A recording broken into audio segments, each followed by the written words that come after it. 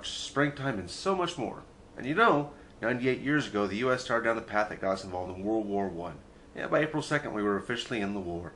And popular history says about World War I that, wait here, I know I have that somewhere. Well, that's funny. Popular American history doesn't say much about World War I. Well, why is that? I mean, think about it. World War II is heavily revered in the U.S. We have movies, songs, books, the whole 9 yards. And yeah, there's maybe a book or two on World War I, one written by a Frenchman, a movie that came out before World War II, a few songs no one really remembers. So why don't Americans glorify World War I the same way they do World War II? I mean, how often do we like the sequel better? But in this case, we seem to. Well, honestly, there's some simple reasons for that. And so let me go over those reasons and explain it here. To start with, American entry into the war was kind of murky. It was scant at best. I mean, the reasons were here and there, little political issues, and kind of like the whole war itself, where it was only minor political issues that got everybody involved in this huge conflagration. But for Americans, it was specific things. Boat sinkings, the Lusitania in particular in 1915.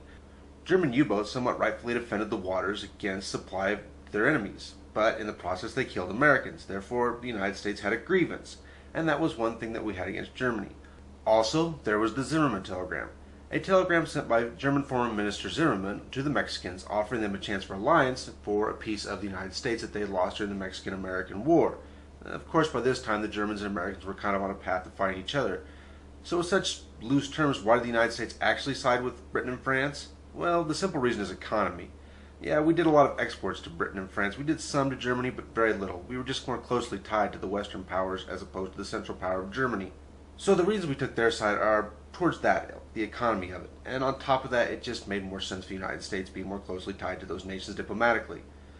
Now, if actually getting into the war was a different thing, since most of the country was isolationist and didn't want to get involved in European affairs, but we sort of wore down on the issue, and Germany did just enough to push us over the edge. But even then, the vote was kind of close in the House, and there was a lot of people who were against the war. We did get involved, but kind of kicking and screaming. As opposed to World War II, Pearl Harbor, the harbor gets struck, we have to declare war on Japan, Germany declares war on us, and we're in the war. And almost nobody voted against it, except Jeanette Rankin, who voted against both wars. She's a different subject for a different day. Furthermore, the battles of the war. Yes, World War I had many significant battles, but can many Americans name any of them? I doubt it. The U.S. wasn't involved for very long. Think about it. We joined in April of 1917, and the war was over in November of 1918. Therefore, the U.S. was only involved a little over a year. And in fact, battle-wise, we really didn't get that heavily involved in the battles until late in the year. Our role was more support and supply up until about December of 1918 or so. The United States just didn't fight in these great battles. Verdun, Somme, Flanders Field. We were there, and yeah, we did some fighting, but not as much as you might think, and especially not compared to World War II, where there's so many battles that people can name almost off the top of their head.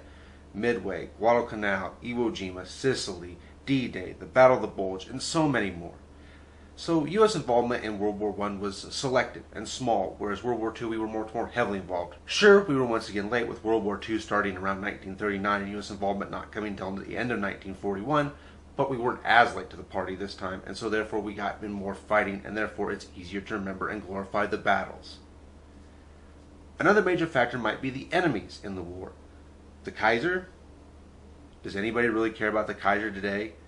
Sure, he was vilified in that day and age, especially once the United States actually declared war. But now, does anybody really vilify the German Kaiser? Does anybody even remember his name? Well, I do, but you know what? Go ahead and look it up yourself. I'm not going to tell you. The point is that the Kaiser's vilification did not last throughout history. He was kind of dropped from the lexicon, largely because of the Nazis, because they seemed so bad in respect, because they were pretty bad. I mean, they had the Holocaust to their name. And, well, that's pretty easy to vilify and remember as a bad thing. Whereas the Kaiser didn't do anything except for get caught up in a war that almost everybody else got caught up in. Also, we had the Japanese in World War II, and let's be honest, there was a lot of racism during the war, and there was some that remained afterwards, and so it's easy to vilify them during that period too, especially where they struck first at Pearl Harbor. There's actually an argument to be made that they didn't really strike first, but that's also another video for another day. So yes, the enemies in World War II are much more significant and much more easy to vilify than the enemies of World War I. Finally, we come to the victory. Now, after World War I, there was a lot of controversy. Woodrow Wilson's League of Nations was something a lot of the isolationists of this country did not want to get involved with. And in fact, they pushed hard not to be involved to the point where the United States didn't get involved. The United States actually withdrew from many world organizations during this time. The United States actually tried to pull back from the world and put itself inside a shell. They actually signed a number of ridiculous treaties that promised habitual peace, including one with Japan. Yeah, how'd that work out? The point is that after World War I, it wasn't as much a victory as it was a retreat from the world. And so there wasn't the kind of dominance that came after World War II. I mean, think about it. After World War II, we get the UN, NATO, world domination along with the USSR, the two major powers left after the war.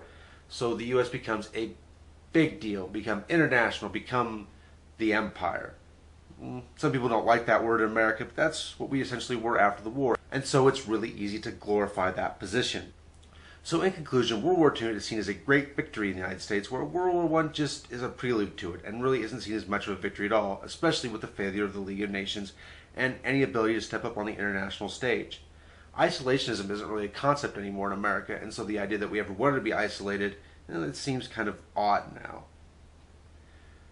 So finally, is it fair that the Americans don't really treat World War I with the same glory that they do World War II? Is it fair that we sort of blithely dismiss it and gloss over it? The answer is yes and no.